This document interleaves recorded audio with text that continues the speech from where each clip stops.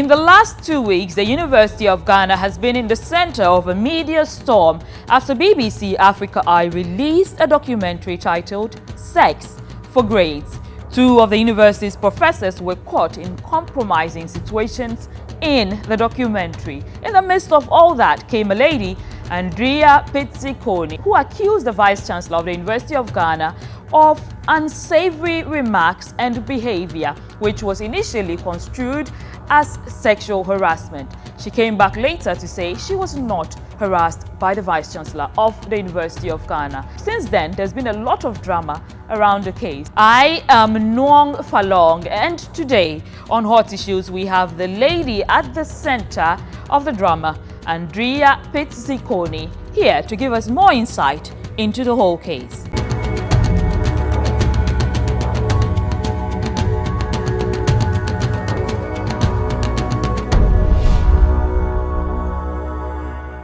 Today on Hot Issues, we have Andrea Pizziconi on the seat.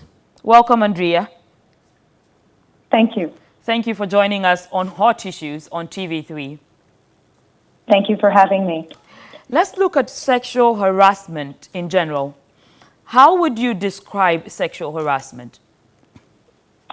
You know, it's interesting. I've had to reflect on this quite a bit since the first round of media responses, because in my original statements, I never used the term sexual harassment. Called out exactly what was said to me by the Vice-Chancellor and about me. I chose not to characterize it. I just allowed it to be judged on the merits. This is not somebody that I worked for. You do agree, however, that harassment does not only occur between a superior and a subordinate? I do agree. And I agree that the statements were deeply inappropriate. And the statements now, they are so defamatory that they would be upheld in a court of law as defamatory.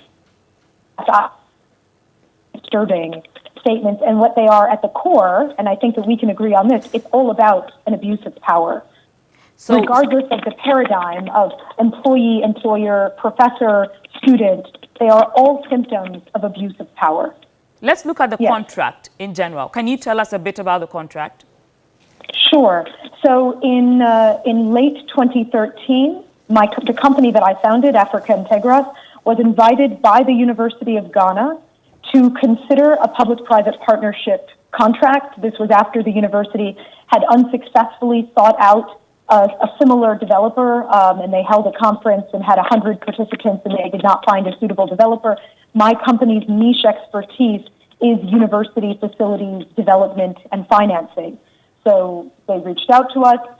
We spent upwards of 2 to 3 years doing the underwriting and the due diligence on the project together with the former Vice-Chancellor and his team. I should note, and this is very important, the U.S. government was the financier of the project, and they undertook scrupulous due diligence on the contract. There's been a lot of accusations made that this contract was a fly-by-night decision that was not scrutinized, but the U.S. government leaves no rock unturned when they scrutinize and analyze potential contracts that they finance.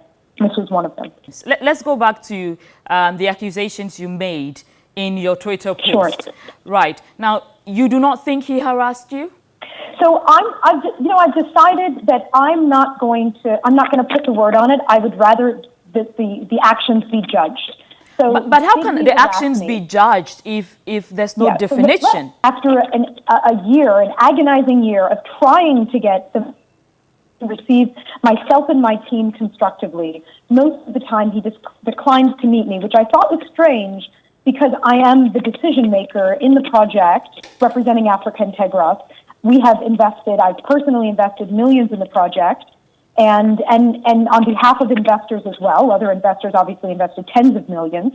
And so we thought it was strange that he wouldn't receive me. At one point, he even said to a colleague, you are welcome to bring a delegation. Anyone but Andrea is welcome to come, which was strange because why do you think he was so against you? Well, I mean, I don't know, and I don't want to presume. At the time, it felt like misogyny. It felt strange. I had only met him a few times, but I didn't want to presume. Then we fast forward a few months. He finally received myself and my colleague. We are there in Ghana. We're having a group meeting. And in the group meeting, he then ends the meeting by saying, he walks over to me, "You are far too pretty to worry your little head, project." And then he jokes and he says, "Step away, everyone. Turn around, everyone. Sorry. I'd like to give her a proper hug." So did he give you a hug? He did give me a hug. Yes, he did? Yes, he did. Did it make you uncomfortable? I think that obviously as a seasoned professional who has worked around the world and is respected for my acumen and skills, the entire comment made me deeply uncomfortable, especially juxtaposed with the fact that he had dismissed me for so long when the contract was in termination and thousands of lives were at stake in terms of being able to have an education at the University of Ghana. So the whole thing made me uncomfortable. Fast forward 3 months, where we are now at an even deeper impasse. And mind you, this whole time, I'm trying to offer solutions to reconcile moving forward with their default on the project so that we can just finish the building. And we offered all number of potential solutions. And this is and I would like to point out, his characterization of the rent is completely false. He said somewhere on the radio that the rent is $25 million a year. The first year of rent on the project was less than $8 million. So you're saying the details? You're saying the details he gave were false? Correct. And so he used that, I think, to mischaracterize it and defame the project and myself. So fast forward 3 months, there's a meeting of council. We had been told that the reason why he could not act on his obligations was because he was waiting to have a council constituted. People may recall there had not been a council for 6 months with the new government. Now there's a council.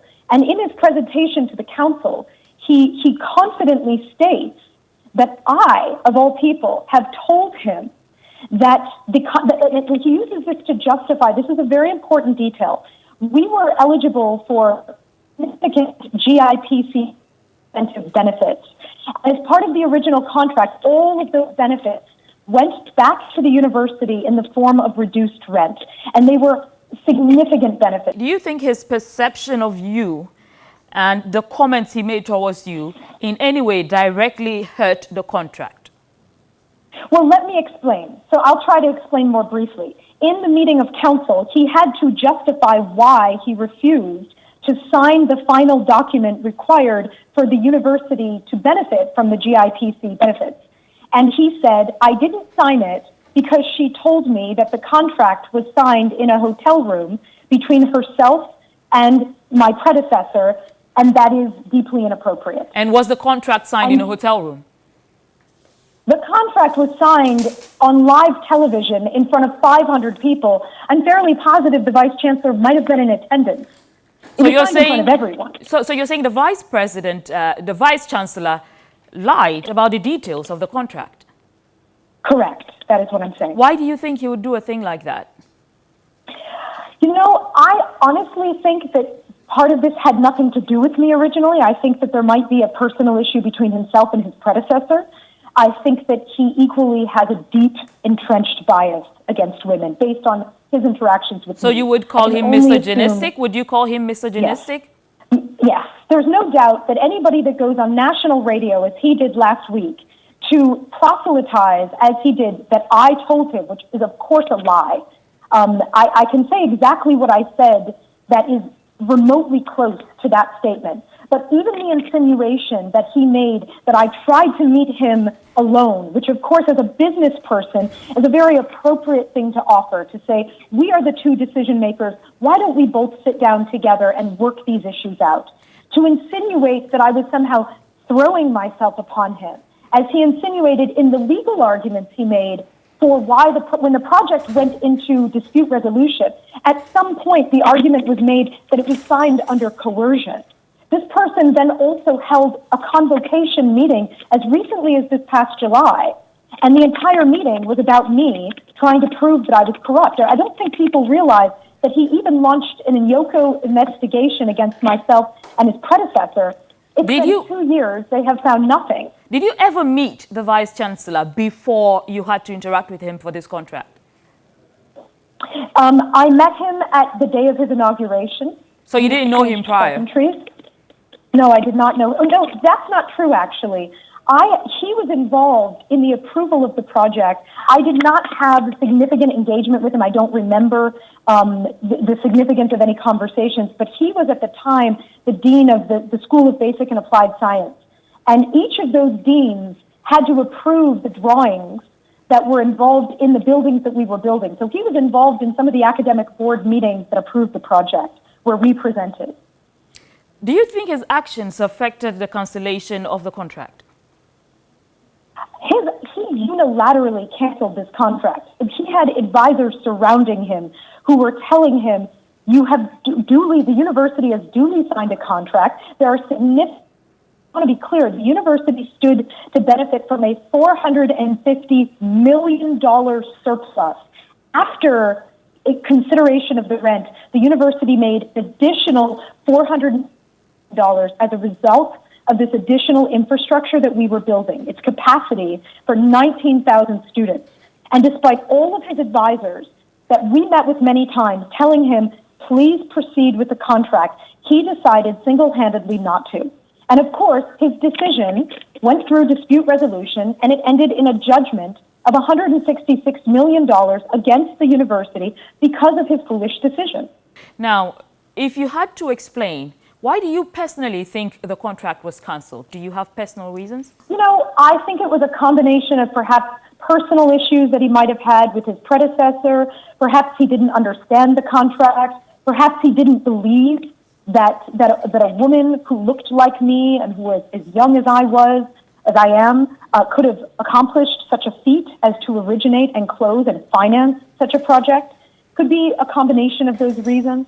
You had a bit of a confusion between yourself and the media when you said you did not use sexual harassment. The media used that word. But let's look at the context in which the statement was released. The discussion was about sex for grades. There were two lecturers. That's right. There were two lecturers of the University of Ghana who had been captured in compromising situations in the video. And so when you come out and then you make a statement and you give details of the statement, did his actions and comments ever make you feel uncomfortable? Well, they did, but if I can, I'd love to, because I've had time to reflect since that confusion of last week. And I'd like to draw the connection better in terms of sex for grades. And I'd first like to state, I'm speaking as a survivor.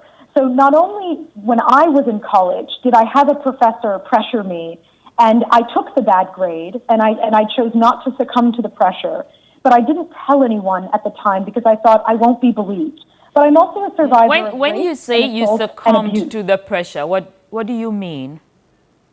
It was an example of a professor who was having dinner with all of his students. He invited us all to his home, and I happened to be sitting next to him at the dinner, and under the table he put his hand in my lap inappropriately, and I froze, and I excused myself, and I said nothing, and then he gave me a bad grade on my final report, and he sent me an email, and he said, I think you'll disagree with my assessment of your work. You're welcome to come to my office hours to discuss it. I knew what that implied, and I chose not to go to the office hours. I took the bad grade. Did you feel compromised by his comments?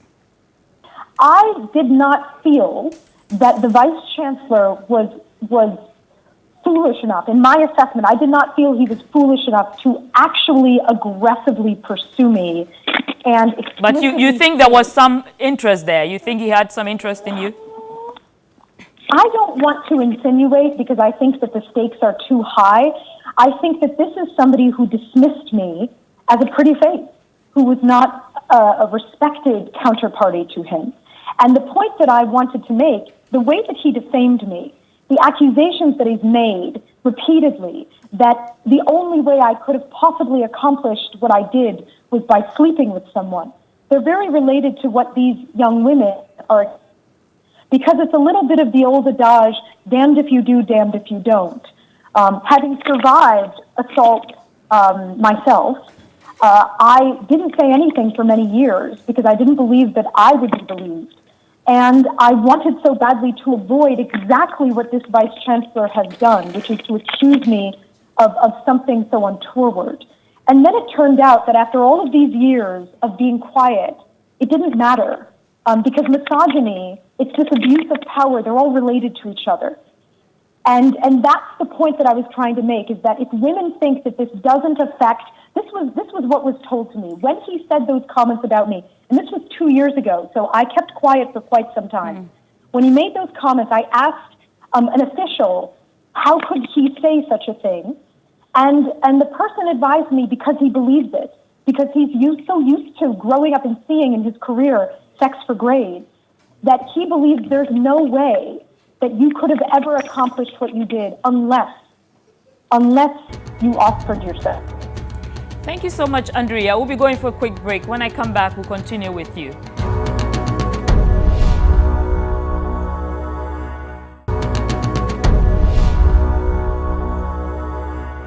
Welcome back to Hot Issues on TV3. We have been speaking with Andrea Pizziconi, the lady at the center of accusations against the Vice Chancellor of the University of Ghana. She is positive that the Vice Chancellor's comments were misogynistic, sexist, and a few more colorful words. And she believes his actions and his comments led directly to the cancellation of the contract between Africa Integris and the University of Ghana. We continue our conversation. When the contract was cancelled, what reasons did the university give you for cancelling the contract?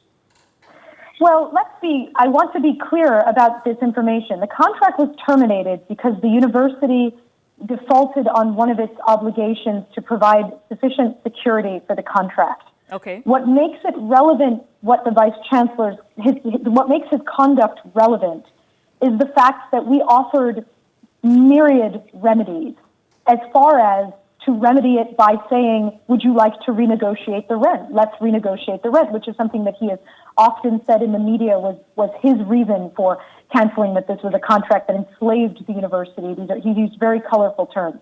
Because he refused all manner and forms of reconciliation or ways to remedy, the investment partner, W.P. Carey, chose to pursue their rights to dispute resolution, which led to a judgment against the university.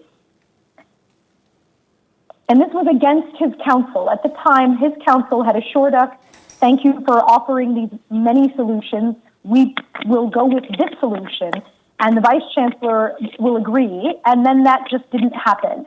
And at the seminal meeting, when he was supposed to present the options for how to proceed, that was when he instead made the argument that it was signed in a hotel room, and therefore it was signed under coercion and was not a properly constituted contract, which of course is completely false. Interesting. Now somebody sent in a comment when this whole incident began, and she said, in as much as sex for grades is real and must be addressed, we should be mindful of some people who will use this label to make false allegations to settle scores. And this was a comment from somebody affiliated with the university. What do you think about being accused of trying to use the opportunity to settle scores?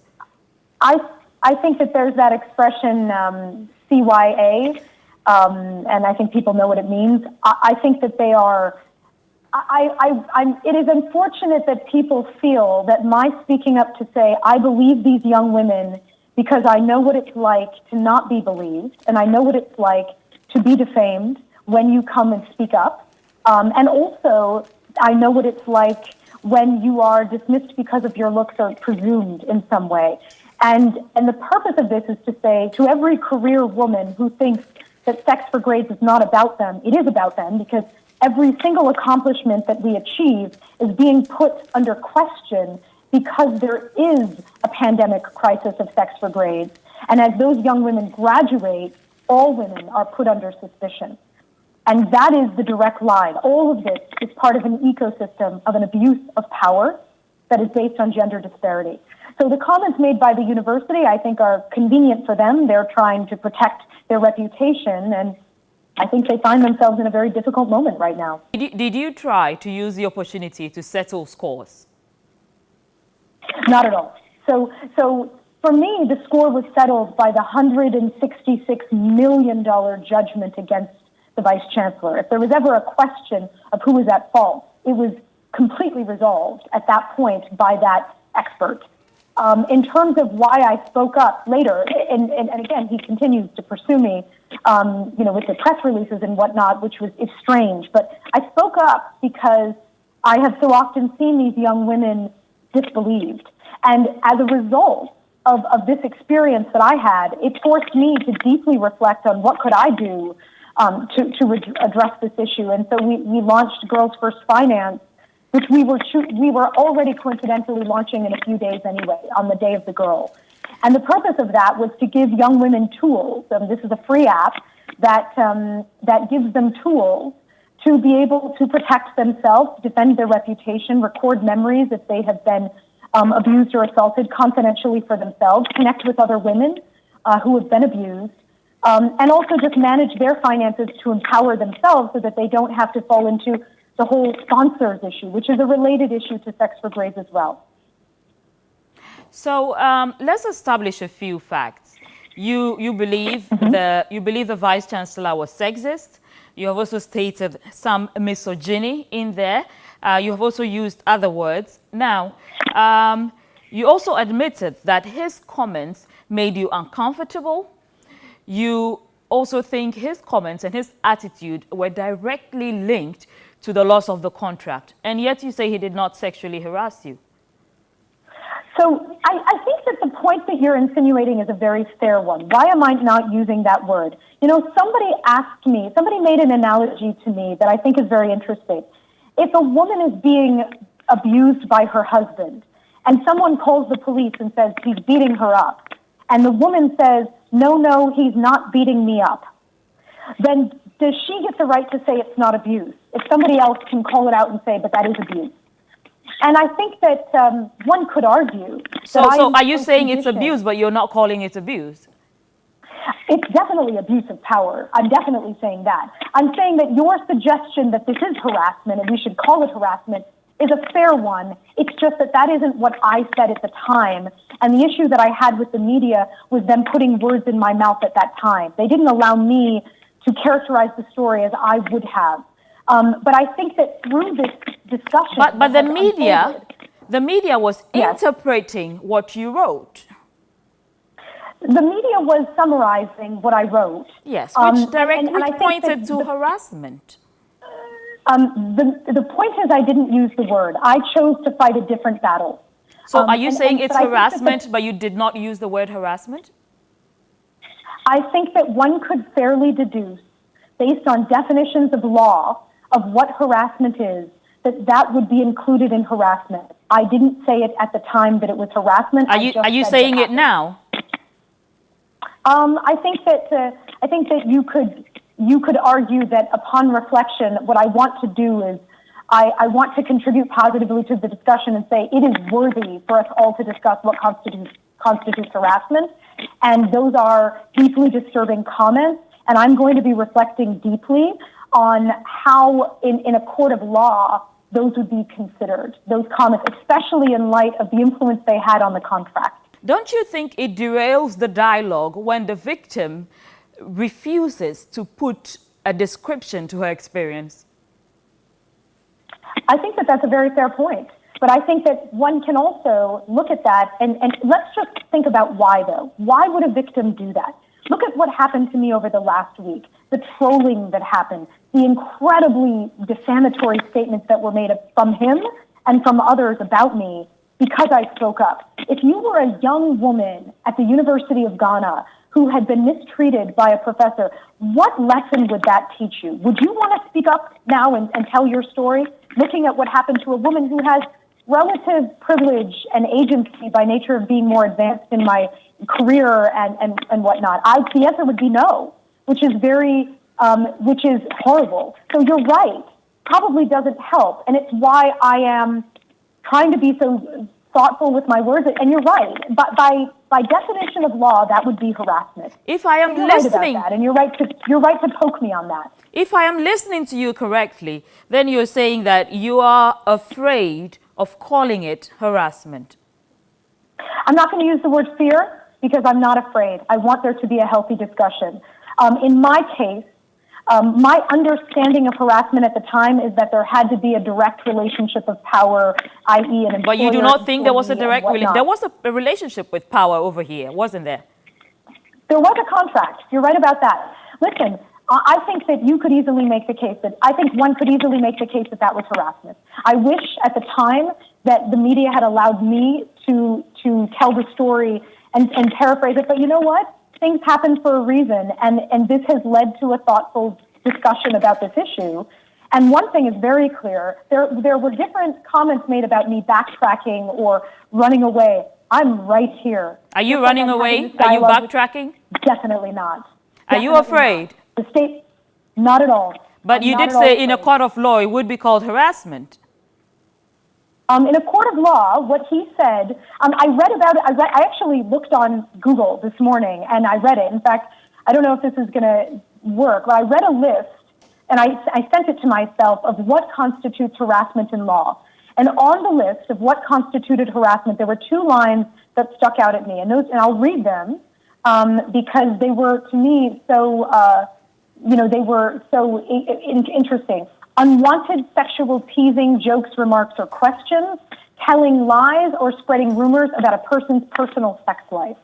So this was an FAQ that was given in the U.S., mind you. This is U.S. context. This was an FAQ that was distributed to give examples of sexual harassment so that employees would avoid them.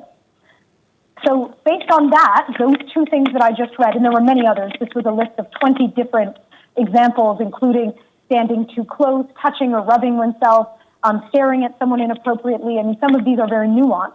But in that court of law, or in this interpretation of law, they would constitute harassment. I guess my point is, I was, at the time, I didn't want to distract from this bigger issue of sex for grades, but also abuse of power. But your story is important also. It is important, and you're right about that. And I want to be accountable to you. You and others are trailblazing and having difficult discussions. You're strong women, and I submit my story humbly so that it can lead to good. I've already been defamed. At this point, I have nothing to lose. This person has already accused me of this to the world publicly. So I have everything to lose by being quiet. I have everything to gain in terms of my respect and dignity for myself to defend my honor and speak up. Do you think? I'm blessed. Do you have intentions? Do you have intentions of pursuing this in any other way besides speaking out? Of pursuing this in any other way? I will be reviewing my options. Why don't we say that? But what I will say is this issue, so Girls First Finance is a pretty significant investment that I've made and that others are making. I'm definitely pursuing it there. I will also say I'm already in touch and I've been invited by different governments who care about this issue to talk about a framework agreement that we have drafted and that others are interested in that will look at what constitutes a safe campus and what is the criteria of a safe campus and how can we enforce a safe campus. And we are currently advocating that bilateral donors start to, and they are welcoming this work, that they start to look at whether universities sign up to an independent, objective framework agreement to police themselves or to be policed around this issue as a condition of funding. Thank you so much, so Andrea. I think that will be very powerful. Thank you for joining us. That will be all for today. Thank you. Thanks for having me. Thank you for staying with us on Hot Issues on TV3. I am your host, Nuong Faalong. We've been speaking with Andrea Pizziconi, the lady who accused the Vice Chancellor of unsavory remarks and behavior. Now, she says upon reflection, she does see that in a court of law, his actions could actually be called sexual harassment. And upon reflection, she does see that she was harassed by the Vice Chancellor. Thank you for staying with us. Let's keep the conversation going on social media, on Hot Issues, #Hot Issues.